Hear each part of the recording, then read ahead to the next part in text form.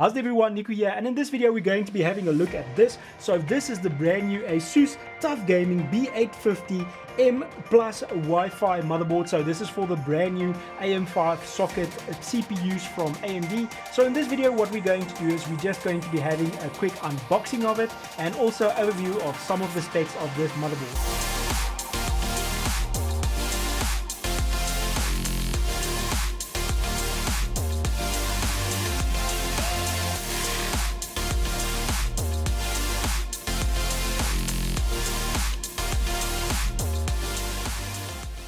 Alrighty, so let's have a quick look at the box itself. It just looks like that.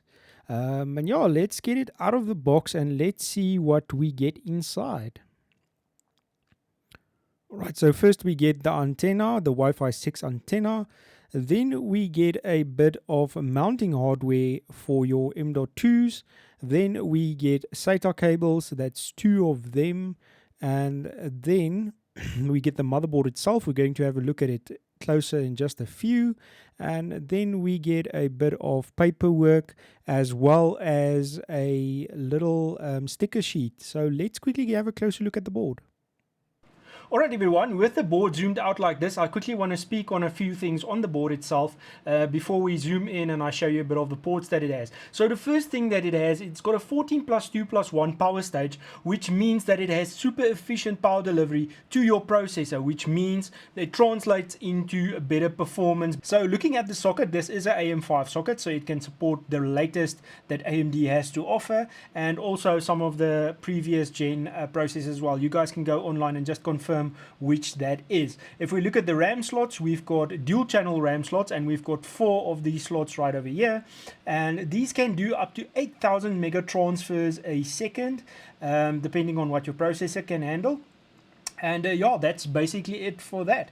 Looking at our slots that we have, first thing is first, so our PCIe Gen slot here is a PCIe Gen slot, PCIe Gen 5 slot times 16, and it's got what they call the safe slot, so that's that metal housing around it to protect it. And it also has this cool little latch, which if you press it, you can release your graphics card without fiddling over here and trying to get in, because the cards are so big. So that is quite a cool thing.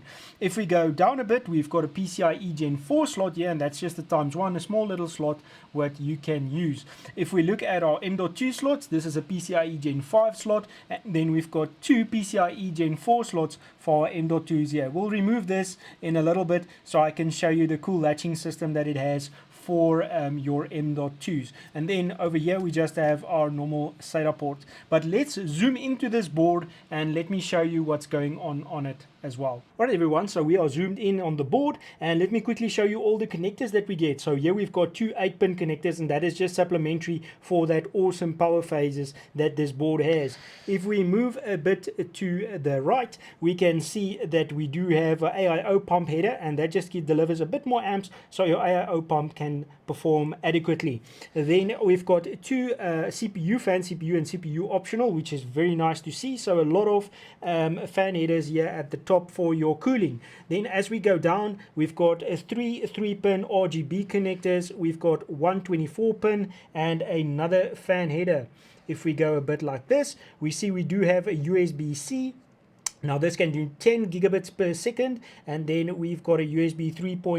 I think it's a 3.2 connector for your front I/O. If we look at here, we do have that latch for your PCIe Gen slot for your graphics card, which is very nice. Then we've got actually 4 SATA ports right here. If you have any older drives or the 2.5-inch SSDs that you are using. Then we just have our normal front I/O inputs, USBs, comms, all of that. There we've got the 2 PCIe Gen 4 M.2 slots, and they've got an interesting thing that they call the M.2 Q latch, and I'll put an example of it on the screen right now what it does.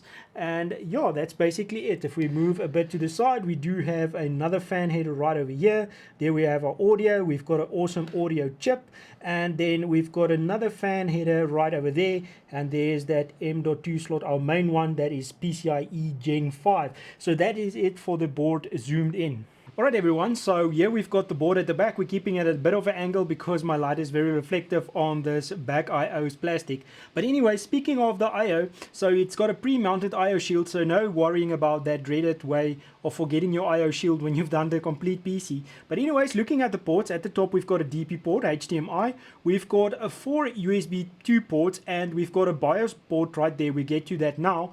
Then we've got a 3 USB 3 ports, which is 10 gigabits a second. We've got a 2.5 gigabit connection for your LAN. Then we've got a 20 gigabit USB-C port right here. We've got a 4 USB 3 ports that can support 5 gigabits connection. Then we've got our Wi-Fi slots here, which is that Q antenna, the way that it connects. And then we've got our BIOS flashback button right here. So this works with this USB port here, and you don't even need a CPU in order to flash your BIOS, which is very nice. And then we've just got all of our audio ports over there.